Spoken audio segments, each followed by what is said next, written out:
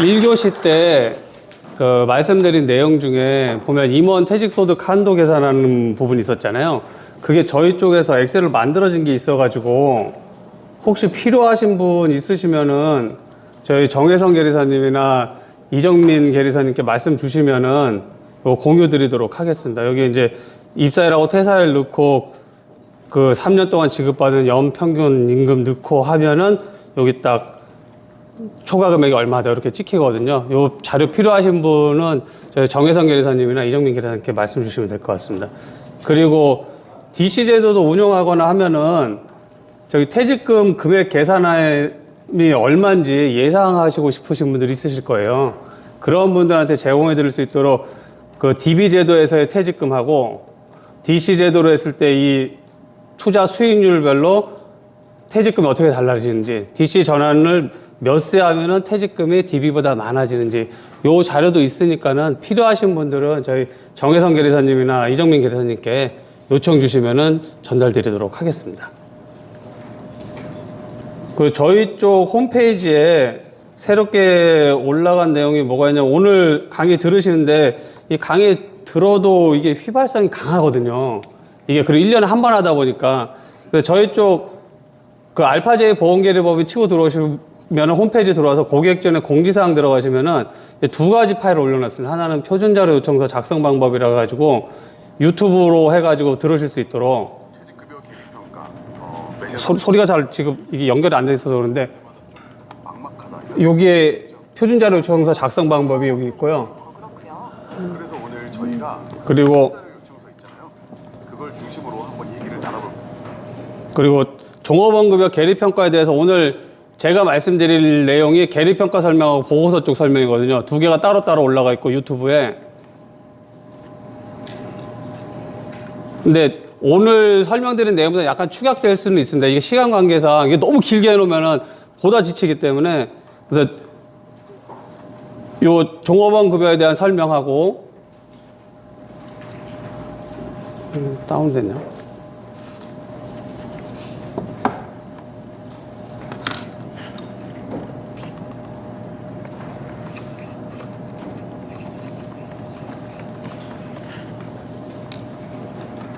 alpha.co.kr입니다. 홈페이지 주소는.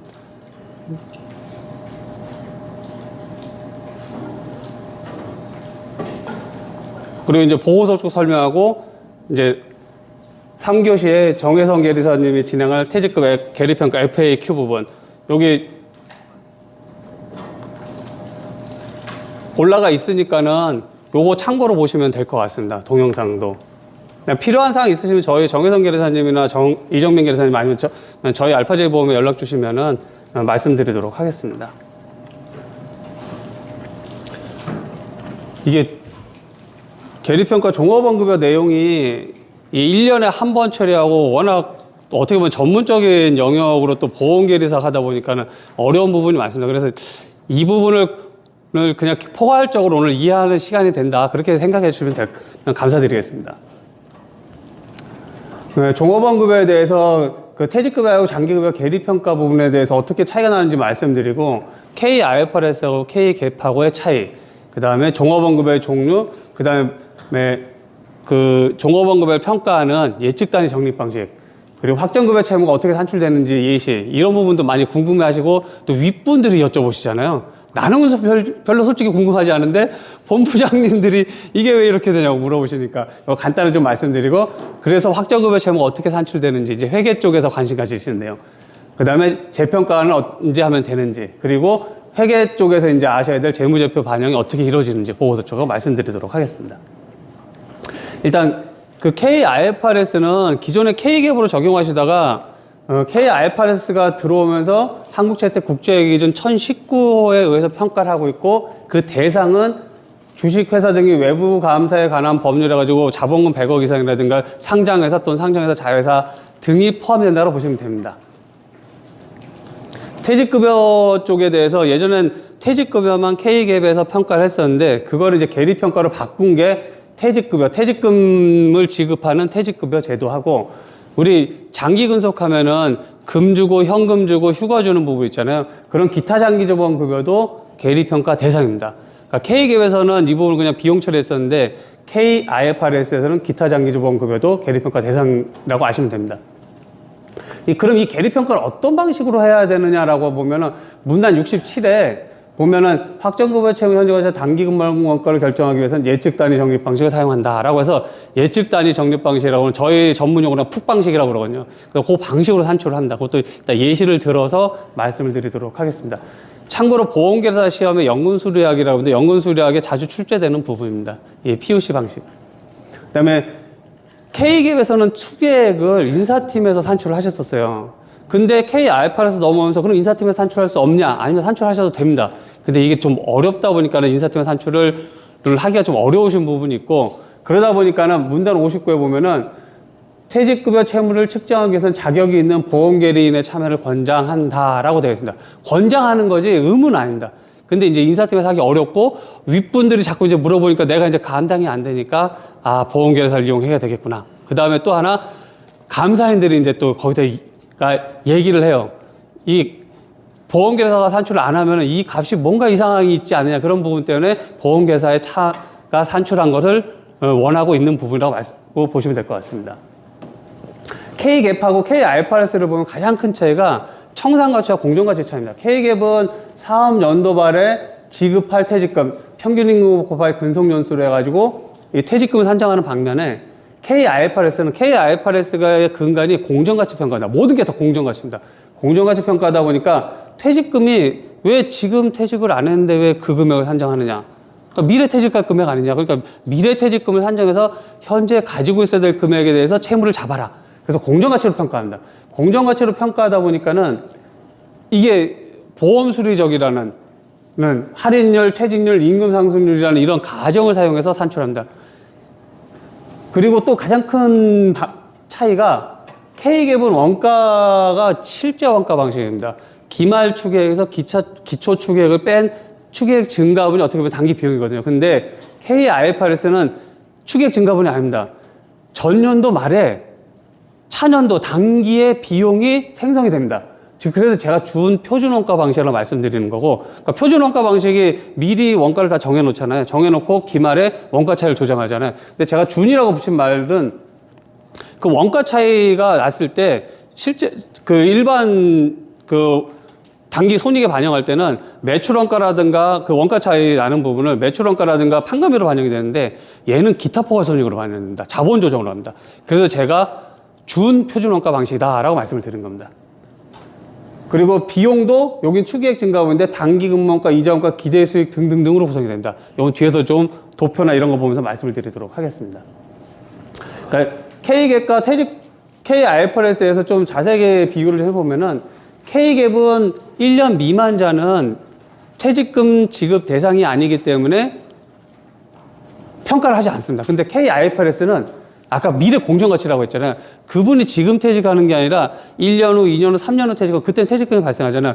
그러니까 그때 퇴직금 중에서 현재 가지고 있어야 될 금액이 얼마란가 해서 그래서 수급군 여부와 상관없이 장래 지급 대상이다 그러면 무조건 평가 대상이다라고 보시면 됩니다. 부채 측정 방법도 퇴직금은 기말 현재 추계액 단순하게 평가하지만 KIFRS는 보험수리적 방법으로 평가한다. 그 다음에 또 가장 큰 차이가 K갭에서는 장기 근속에 대해서 그 평가를 하지 않았었어요. 그냥 지급하는 시점에 비용으로 잡았었거든요. 근데 KIFRS는 이 장기 근속에 대해서도 포상금의 휴가라든가 이런 부분도 미래 지급할 거 아니냐. 그러니까 퇴직금처럼 똑같이 채무를 잡고 비용 잡아라. 그래서 계리평가를 하라라고 바뀐 규정입니다. K갭하고 KIFRS 한번 숫자를 한번 보면서 말씀드리면은 만약 현재 5년 근속했고 평균임금 300만 원 치면은 추계액은 300만 원 곱하기 1,500만 원, 500만 원에서 1,500만 원이 됩니다. 그리고 만약 1년 더 근속했다 그러면 6년 근속했고 평균임금 330만 원 올랐다 그러면은 우리 추계액은 330 곱하기 6년에서 1,980만 원이 될 것입니다. 그럼 1,980만 원을 자세히 뜯어보면은 1,500만 원은 전년도 분 거고 요 1년 근무 증가분으로 해가지고 330만 원 발생했고 시간 경과분으로 150만 원 발생했어요. 그래서 이 1년 근무 증가분이 KIFRS는 단기 근무원가. 그래서 저희가 드린 보고서에 단기 근무원가 값이 1년 근무 증가분이라 이해하시면 됩니다. 그냥 시간 경과분이 이자 비용. 그래서 이 두 개가 이렇게 나뉜다라고 보시면 될 것 같습니다. 그리고 종업원급여의 종류를 보면은 퇴직급여하고 기타 장기보험급여만 보험수리적 계리평가 대상이라고 아시면 되겠습니다. 나머지는 평가 대상이 아니다. 용어를 좀 말씀드리면 확정급여 채무는 아주 간단하게 말씀드리면 미래 지급할 퇴직금 중에서 내가 현재 근속하고 있으니까 그 근속분에 해당되는 게 얼마냐, 그걸 현재 가치한 금액이다 라고 보시면 됩니다. 단기근무원가는 아까 말씀드린 1년 근무 증가하면은 퇴직금 늘잖아요. 그 늘어나는 금액이다. 그러니까 단기에 근무했으니까 발생된 원가다, 비용이다. 그 다음에 이자 원가는 미래 금액을 현재 가치해 놨잖아요. 그러니까 미래 시간경과분에 대한 이자. 그 다음에 이자 수익, 이 부분이 좀 특이한 부분이 옛날 K갭일 때는 퇴직보험이나 이런 거 가입해 놓으시면은 그게 수익이 별도로 잡혔었거든요. 근데 여기서는 네팅 처리돼가지고 이 이자 수익도 부채 쪽에서 단기 비용으로 같이 처리가 된다라고 보시면 됩니다. 과거 근무원가는 제도가 변경된다든가 하면은 추가되는 금액, 그 금액이고요. 재측정 요소는 아까 말씀드린 보험 수익 평가하다 보니까 기말 가면 실제하고 차이가 나잖아요. 그 차이 나는 금액이 재측정 요소입니다. 그러니까 요거는 그 표준 원가 방식에서 원가 차이에 해당되는 개념이다라고 보시면 됩니다. 예측 단위 적립 방식을 말씀드리기 전에 간단히 좀 예시를 들어드리면은 요거 보면은 말 들어보면 좀 어려우니까요. 퇴직금을 적금을 들었다 생각하시면 돼요. 예를 들어서 우리가 여행을 갈 거야, 여행을. 언제 갈까? 그럼 누구는 1년은, 누구는 2년, 3년, 4년, 5년 다 다르잖아요. 5년으로 한번 잡아갖고, 5년을. 그럼 비용은 얼마 들까요? 그럼 누구는 100만 원, 누구는 2만 원, 3만 원. 자, 근데 5년에 갈까? 500만 원 한번 잡아보겠습니다. 500만 원. 그럼 1년 동안은 매년 얼마 저금하면 될까요? 500만 원 나누기 5. 나누기는 100만 원. 아주 단순해. 100만 원 저금하시는 거예요. 100만 원. 근데 5년 후 100만 원하고 지금 100만 원 차이가 있죠. 우리 요거 호주에 넣어놓지 않으실 거잖아요. 은행에 넣어놓으면 이자 주잖아요. 이자 주니까 뭐 첫 해는 75만 원, 둘째는 80만 원, 셋째는 85만 원, 넷째는 95만 원, 90만 원, 마지막 해는 95만 원. 그럼 이자가 붙어가지고 총 500만 원이 되는. 그리고 요것도 똑같습니다. 예측 단위 적립 방식이라는 게 미래 퇴직금을 예측해서 그걸 퇴직 연수로 나눕니다. 그 한 단위가 나오잖아요. 여기 100만 원, 100만 원, 100만 원. 근데 100만 원이 5년 할인되면은 75만 원 되고, 4년 할인되면 80만 원 되고, 3년 할인되면 85만 원 되고. 그래서 요 금액이 달라지는 겁니다. 그러면 만약에 내가 3년 시점이다 그러면은 여기에서 가져야 될 거면 300만 원이잖아요. 근데 300만 원이 현재 가치에 하면은 예를 들면 270만 원. 그렇게 되는 겁니다. 그래서 퇴직금을 적금으로 계산하는 것이다 라고 생각하면 아주 간단합니다.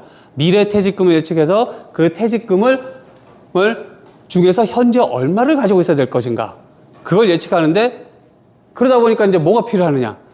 자, 현재 평균 임금 300만 원인데 미래 10년 후에 퇴직을 해요. 그래서 10년 후에도 300만 원 아니잖아요. 그러니까 임금은 올라가는 이 임금을 예측할 수밖에 없어요. 그래서 임금 상승률 가정을 써요.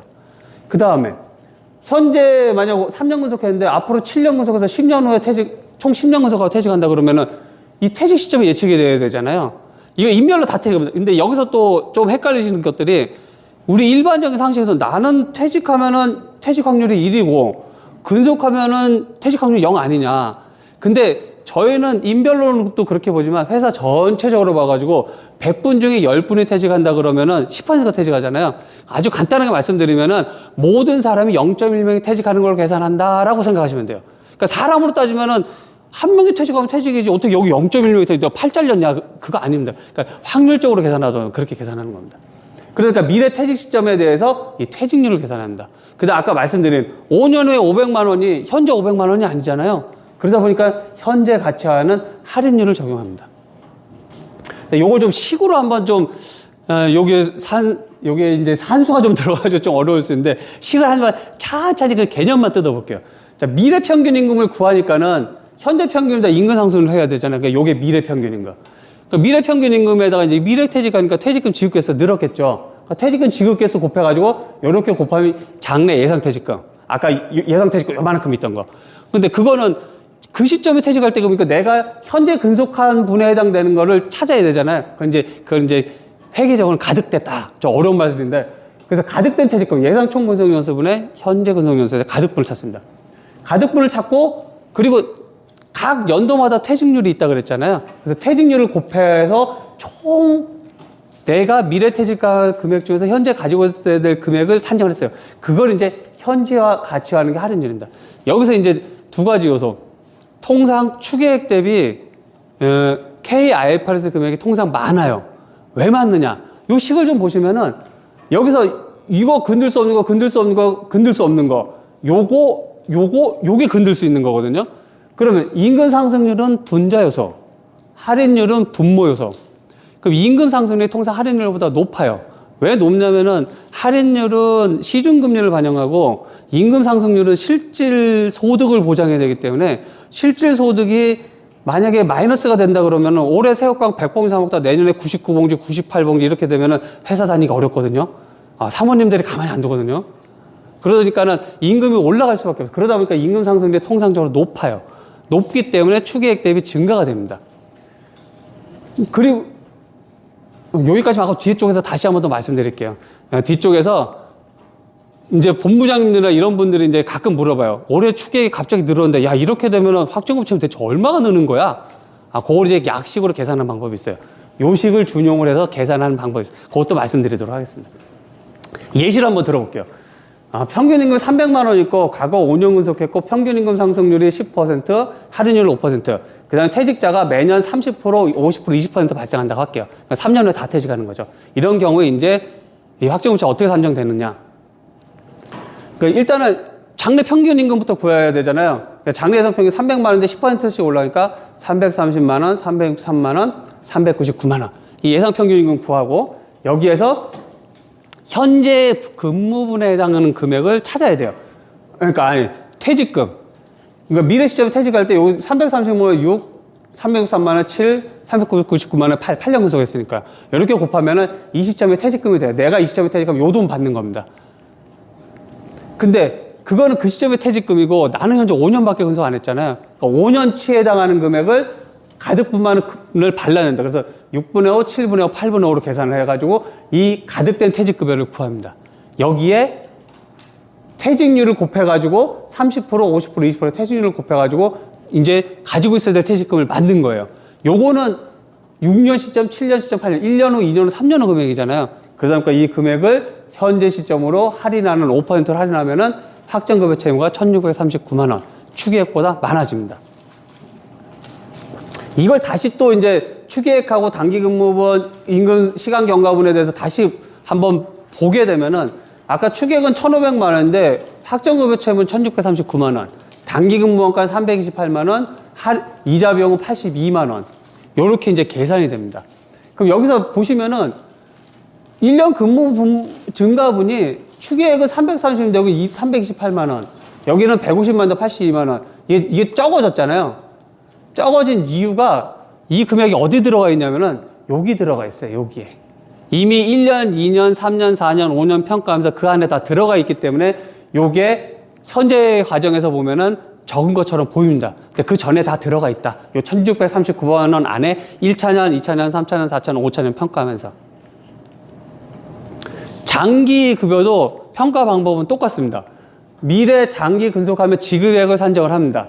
뭐 1년 후에 만약 300만 원 주고 3년 후에 800만 원 준다. 이렇게 한다면 요 지급액을 먼저 예측을 하고 그 지급액은 그 시점 금액이잖아요. 근데 그 시점 금액 중에서 내가 현재 근속연수분에 해당하는 가지고 있어야 될 금액은 6분의 5, 8분의 5에서 250만 원, 500만 원을 만들어집니다. 이 금액에 대해서 이제 재직 확률이 곱해지고요. 각 재직 확률로.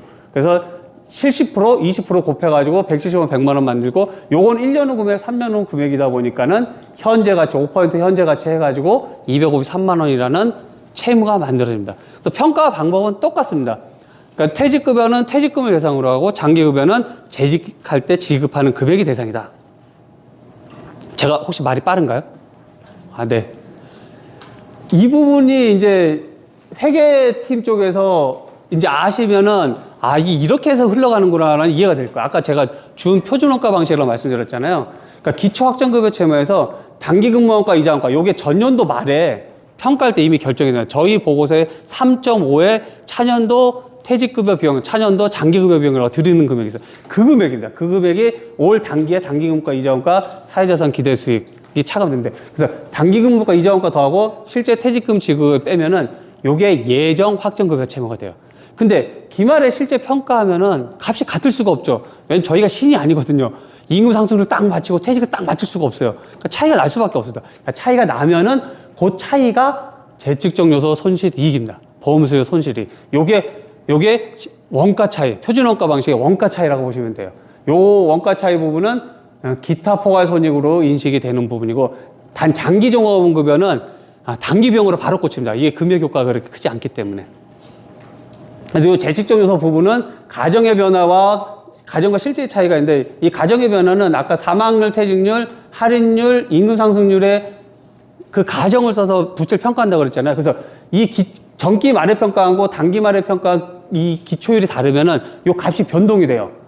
그 차이고, 그 다음에 가정과 실제의 차이는 예정 대비 실제가 이제 변동되면은 차이가 발생합니다. 그건 이따 3교시에 또 설명을 좀 드릴 거예요.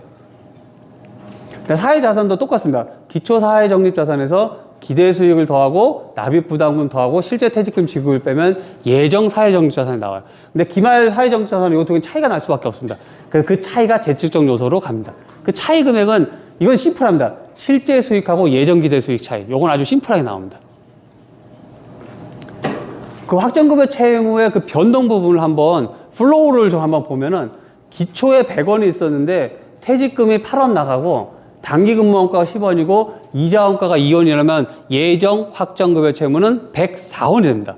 104원이 됐는데 기말 실제 평가 해보니까 114원이 됐다. 그럼 10원이 어디서 난 거냐를 뜯어보면은 임금 상승률 가정 변경, 할인율 가정 변경, 퇴직률 가정 변동으로 인해 가지고 3원이 늘었고, 예정 임금 대비 실제 임금이 늘고, 예정 퇴직자 대비 예정 퇴직자 대비 예정 실제 퇴직자가 많거나 적음으로써 재직자가 많거나 적어짐으로써 발생한 경험 조정에 의해서 7원이 발생해서 그 10원이 발생했다. 그래서 요 자료는 저희 보고서에 일일이 다 드리고, 요 자료는 이제 요청을 주시면 저희가 이제 인별로 분석한 자료에서 보고 이제 말씀을 드리고 있습니다. 재평가 부분이 있는데, 재평가는 이게 아까 말씀드렸던 준 표준원가 방식이라고 말씀드렸잖아요. 그러니까 표준원가 방식에서 1년에 그냥 한 번만 평가하시면 돼요. 근데 이제 재평가하는 경우가 이제 언제냐? 예를 들어서 퇴직급여 제도가 변동이 됐다. 퇴직급여 관련돼서 제도가 변경됐다. 뭐 한 배수 줬다, 두 배수 줬다. 아니면 명퇴로 인해 가지고 뭐 퇴직자가 많이 발생했다. 아니면 사업부를 폐쇄했다. 아니면 뭐 임금이 갑자기 많이 올랐다라든가. 아니면 신입사원이 많이 채용됐다. 그런 경우에는 재평가를 하신다고 생각하시면 돼요. 근데 재평가를 하게 되면은 비용도 바뀌고 단기 손익도 그 재평가하면서 비용을 바꿔줘요. 과거 근무원가라고 해서. 근데 통상적으로 이런 이벤트가 없어도 재평가를 하는 경우가 있어요. 그러니까 회계팀에서 한다라든가 아니면은 이제 윗분이 한번 우리 얼마나 바뀌었는지 한번 보고 싶다. 뭐 그렇게 아니면 감사인에 요청해서 그렇게 재평가하는 경우에도 저희가 비용을 관행적으로 다 바꿔드리고 있습니다. 변경해드리고 있습니다. 왜냐면 재평가를 했으면은 비용이 바뀌는 게 맞잖아요. 근데 원칙상으로 바뀌는 게 아니다. 근데 일반적으로 다 바꿔드린다. 안 바꿔주면 왜 안 바꿔주냐 또 말씀을 하시거든요. 근데 그걸 아셔야 됩니다. 원칙적으로는 바꾸는 게 아니다. 그러니까 과거 근무원가 발생하지 않으면 바꾸는 게 아닌데, 그냥 통상적으로 재평가 할 요청 주시면은 저희가 차기 비용을 다 변경해 드린다라고 보시면 됩니다. 여기까지가 KIFRS에 대한 설명이고요. 뒷부분은 재무제표에 대한 부분이라서 저 회계팀이나 재무팀 쪽은 좀 들어주시면 되고, 인사팀 쪽은 그냥 편안하게 눈 감고 들으시면 돼요. 이제 보고서를 저희가 드리면은 평가 개요가 한 4페이지가 있고요. 산출 결과 요약으로 한 페이지 5페이지에 드립니다. 재무상태표의 확정급여 채무하고 손익계산서에, 그러니까 BS에 들어갈 금액하고 IS에 들어갈 금액을 드려요. 그 다음에 공시사항으로 확정급여 채무 변동 내역, 사회적립자산 변동 내역, 재측정 요소 분석, 차년도 예상퇴직급여 비용을 드려요. 이 차년도 예상퇴직급여 비용이 차기 비용. 그리고 민감도 분석으로 할인율 증감하고 임금 상승률 증감에 따른 민감도 분석을 드리고, 주석사항 안내 드리고, 첨부자료 용어 정리, 그 다음 지급률 관련해서 드리고 있습니다. 이거를 보면은 밸런스 시트 재무상태표에 들어갈 내용은 확정급여 채무 현재 가치에서 사회적립자산 공정화 차감하고, 국민연금 전환금 차감하고, 자산 인식 상한 기준 적용에 따른 자산 차감. 즉 확정급여 채무에서 자산 금액을 차감한 금액이라고 보시면 돼요. 근데 K갭하고 달라지는 부분이 요 금액이죠. 자산 인식 상한 기준 적용에 따른 자산 차감. 저게 뭔 얘기냐면, 아까 그러니까 우리 노무사님이 150% 적립하면 반환해야 된다고 말씀드렸잖아요. 그때 그 반환되는 금액이라고 보시면, 반환되는 금액 중에서 뭐라고 표현해야 되지? 그러니까 자산이 아닌 금액이죠. 그래서 반환되는 금액. 그 금액이 요 금액이다라고 보시면 되는데 우리나라에서는 아직 이거를 회계 처리를 거의 안 하고 있어요.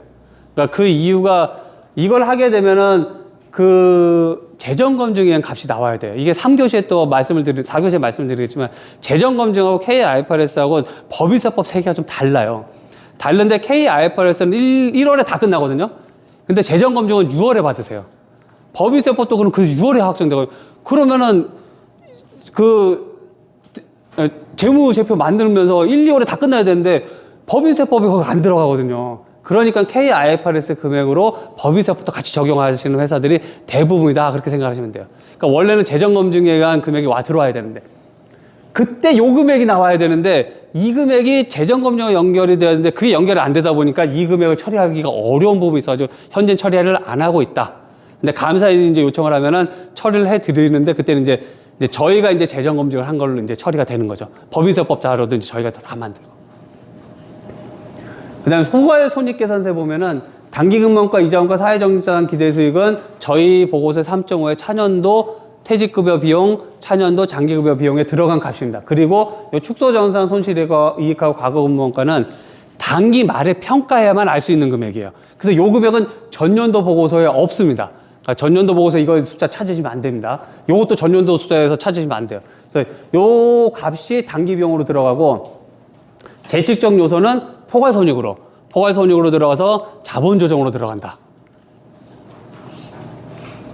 그 다음 주석공시상으로 보면은 재무상태 페이지에서 확정급여 부채 세부 내역, 퇴직급여 원가 구성 내역, 확정급여 채무하고 사회정자산 변동 내역, 재측정도 세부 분석 내역, 민감도 분석, 그 다음에 기여금, 차년도 기여금, 그 다음 확정급여 가중평균 만기, 급여지급 시기 분포, 보험수적 가정 이런 내용에 대해서 말씀을 드립니다. 보고서 쪽을 좀 보면은 저희가 6페이지에 보면은 확정급여 채무 변동 내역을 드려요. 기초 확정급여 채무에서 단기근무원가 더하고 이자 비용 더하고 요거는 전년도 말 보고서에 있고 이게 계정가하고는 좀 다를 수도 있습니다. 차변에 퇴직비용 단기근무원가 179, 퇴직비용 이자 비용 19, 확정급여 채무로 처리됩니다. 그다음에 지급이 일어나면 퇴직금 지급, 전출, 사업 분리 이런 등등에서 지급이 일어나면은 차변의 확정급여 채무, 대변의 현금으로 떨굽니다. 근데 여기에서 이제 인사팀에서 좀 들어주셔야 될 내용이 저희 쪽에 퇴직금 지급액 주시잖아요. 그럼 회계팀하고 가끔 차이가 안 맞는 부분이 회계팀에서는 확정급여 채무로 평가한 요 금액만 지급액으로 갖고 있어요. 근데 우리는 확정급여 채무로 평가하지 않은 그런 금액까지 들어오는 금액들이 있거든요. 그럼 두 개가 금액이 차이가 나요. 그래서 이 금액 정하실 때 퇴직금 지급액 알려줄 때 확정급여 채무로 지급된 금액만 저한테 주시면 됩니다.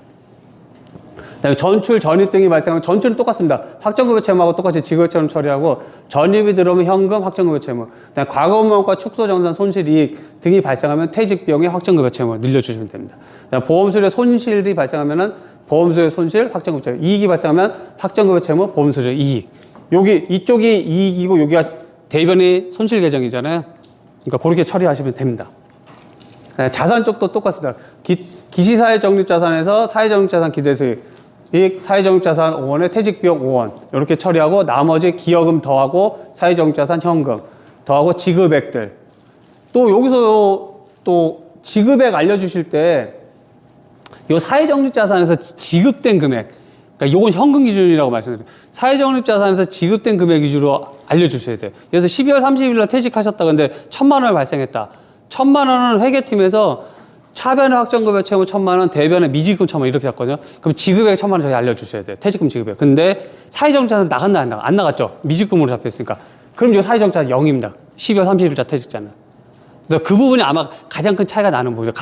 저희가 이렇게 받아보면 12월 한 20일 언저리 이후에 퇴직하신 분들이 이거는 회계팀에서는 잡아놓고 사회자산 안 나가는데 이게 막 섞여가지고 있으면 그 숫자가 좀 차이가 발생합니다. 그리고 전입이 들어오면은 사회적립자산 들어오고 확정급여 채무 계상해 주시면 됩니다. 그 다음에 기말에 평가했을 때 보험수수료 손익이 발생하면은 손실, 사회적립자산, 이익이 발생하면 사회적립자산, 이익 이렇게 처리해 주시면 됩니다.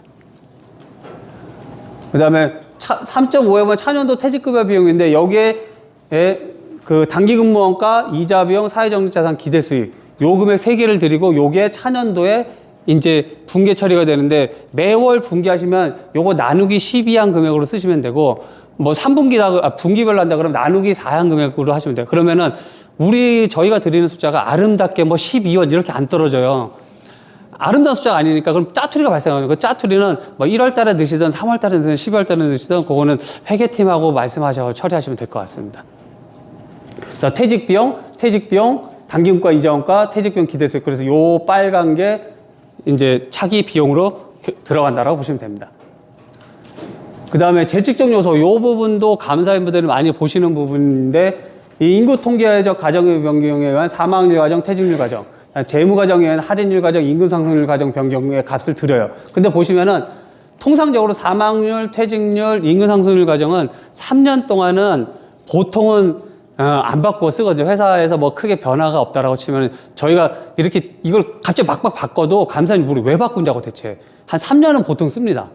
써서 이게 보통 0이 나오고 이 할인율은 그 시장에 우량회사채 수익률을 쓰고 있고 우량회사 수익률이 매일 바뀌어요. 아시잖아요. 국고채 금리도 뭐 바뀌고 다 바뀌니까 얘는 매년 발생한다라고 생각하시면 돼요. 그래서 2023년도에 거의 한 5%, 6%까지 찍었던 금리가 작년에 4.5, 올해는 제가 보기에는 3.5 뭐 정도까지 내려올 것 같거든요. 그러면 이 금액이 증가가 돼서 손실로 나타나요, 손실로.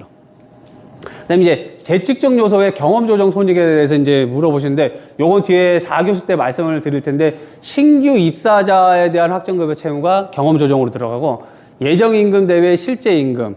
그러니까 우리 아까 임금 상승률 가정했잖아요. 근데 예정하고 실제가 다르잖아요. 그게 발생하면은 또 그 차액만큼이 부채가 늘거나 감소해요. 그 차액이 또 이쪽으로 들어오고, 또 퇴직자가 발생하면 퇴직금 지급액하고 또 그분이 가지고 있던 확정급여 채무하고 차이가 발생하잖아요. 그 차이 금액. 또 재직자가 우리 90명 예상했는데 100명이 했다. 그럼 10명이 늘어나면서 10명치가 또 확정급여 늘었잖아요. 그런 늘어난 금액이 경험 조정으로 들어갑니다. 그래서 이 부분에 대해서 대다수를 보면은 대다수가 요 금액이에요. 요 금액. 왜냐면은 경험률을 쓰면은 퇴직자가 예상하고 거의 어느 정도 맞아요. 근데 예정임금 대 실제임금은 저희가 아까 말씀드린 쪽집게가 아니기 때문에 4% 올라가 다 4% 올라가는 게 아니라 누군 7%, 누군 마이너스 2% 막 이렇게 발생하거든요. 근데 많이 올라간 분들이 신입사원에서 많이 올라가면 별로 차이가 안 나는데 야, 한 20년 근속한 분이 평균 임금 1,000만 원이면 2억이잖아요. 근데 평균 임금 2천이 됐어요. 그러면은 4억으로 늘어서 부채가 2억이 늘어나거든요. 2억 늘어나는 금액이 다 일로 들어가요, 일로. 그러면은 부채가 확 튀거든요. 그럼 확 튀면 이제 감사인 분들이 이제 물어보는 주된 사유가 여기 있다라고 생각하시면 돼요. 장기급여가 이제 발생 시 이제 어떻게 처리하냐면은 현행에서는 K기업에서는 장기 비용으로 인식하지 않았었습니다. 언제 인식하느냐? 지급할 때. 포상금 지급할 때는 비용 100만 원, 현금 100만 원 이렇게 인식했고 휴가를 사용하더라도 유급 휴가지만 월급비용 300만 원, 현금 300만 원 이렇게 처리했었어요. 근데 KIFRS는 이 장기급여도 미리 확정급여 채무 잡고 단기 근무원가 잡고 이자비용 다 잡으라는 거거든요. 그래서 장기비용 근무원가 800만 원, 장기비용 이자비용 30만 원에서 확정급여 800만 원 이렇게 늘려놓고 장기급여 100만 원을 지급하면 확정급여 채무 100만 원, 현금 100만 원 이렇게 처리하라고 합니다. 그래서 장기급여 지급액도 알려주실 게 이 확정급여 채무로 처리한 금액을 알려주시면 돼요. 그리고 유급휴가를 6일을 사용했다. 근데 월급 300만 원이라고 치면은 60만 원은 유급휴가 6일치의 급여를 보면은 300만 원 곱하기 30만 원 하면은 약 60만 원이 6일치 유급휴가거든요. 그 유급휴가 비용이 있기 때문에 이때 분계 처리 어떻게 되냐? 확정급여 채무 60만 원, 월급비용 240, 현금 300 이렇게 떨궈줘야 되거든요. 여기하고 차이가 있죠. 여기는 월급비용 300인데 여기 확정급여 채무 휴가도. 그래서 대다수의 회사들이 보면은 이 휴가에 대해서 다 대다수의 이렇게 처리하고 있어가지고 이 금액 처리한 금액이 없어지고 지급액을 휴가에 대한 지급을 영유로 주시는 데가 있어요. 그러면 재측정 이익이 늘어납니다. 지급액이 없기 때문에 늘어나서 그런데 결과론적으로 보험수료 손익이랑 다 합치면은 결론 네팅 치면 똑같기 때문에 저희도 그냥 별 말씀 안 드리는데 감사님 물어봐요. 왜 재측정 손익이 왜 이렇게 크게 늘었냐고. 보면은 휴가에 대한 금액을 안 주시는 회사들이 있어요. 근데 요거는 여하튼 뭐 주시면 주시는 대로 저희 평가하고 안 주시면 안 주시는 대로 평가하고 있으니까 편하신 대로 하시면 될 것 같습니다. 그리고 이제 보험수의 손익이 발생하면은 퇴직급여의 보험수의 손익, 재직, 회계 처리가 똑같습니다. 보험수의 손실, 채무, 이익인 경우는 채무, 이익 이렇게 처리된다고 보시면 될 것 같습니다. 그 확정규칙 채무 변동 내역에 단기금융가 이자 비용은 정기보고서의 차년도 비용 3.5 값이고 나머지 값은 다 단기 값입니다. 단기 값이고 이 보험수의 손익은 확정규칙 보험 손익은 요 16번 금액에서 1번부터 14번 금액 합친 요게 예정 확정급여 채무 금액 합친 금액. 그러니까 실제에서 예정 확정급여 채무 뺀 금액이 요 재측정 손익이다. 재측정 손익은 그래서 덧셈 뺄셈에 의해 나오는 금액입니다. 사회적립자산도 똑같습니다. 기시 사회적립자산은 기대수익도 하고 부담금도 하고 지급액 빼고 해서 1번부터 11번까지 더한 금액. 이게 예정 사회적립자산. 근데 이제 13번에서 1번부터 11번 더한 예정 사회적립자산을 빼면은 그게 재측정 손실이. 그래서 요거는 다 단기에 발생된 금액이다. 네, 연결 재무제표에 이제 확정급여 채무가 들어가고요. 확정급여 채무 저희 이렇게 드리고 있고 6번 값 사용하시면 됩니다.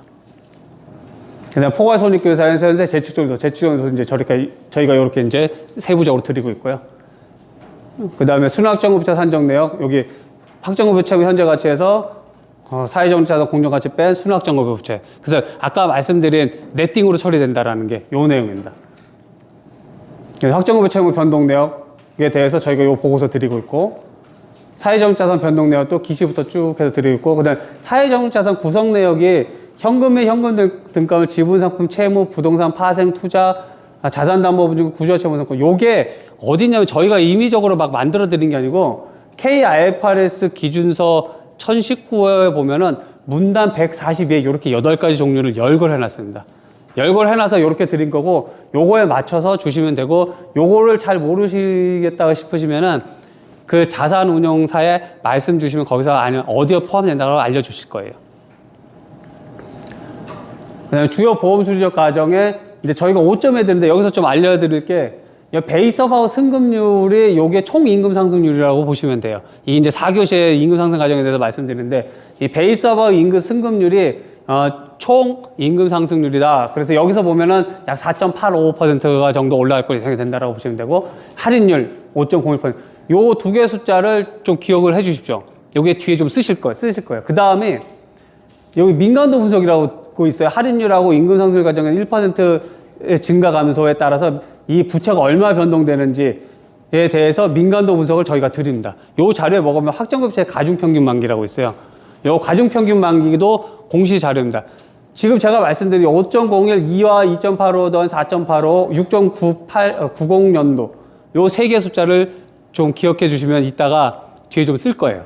요거.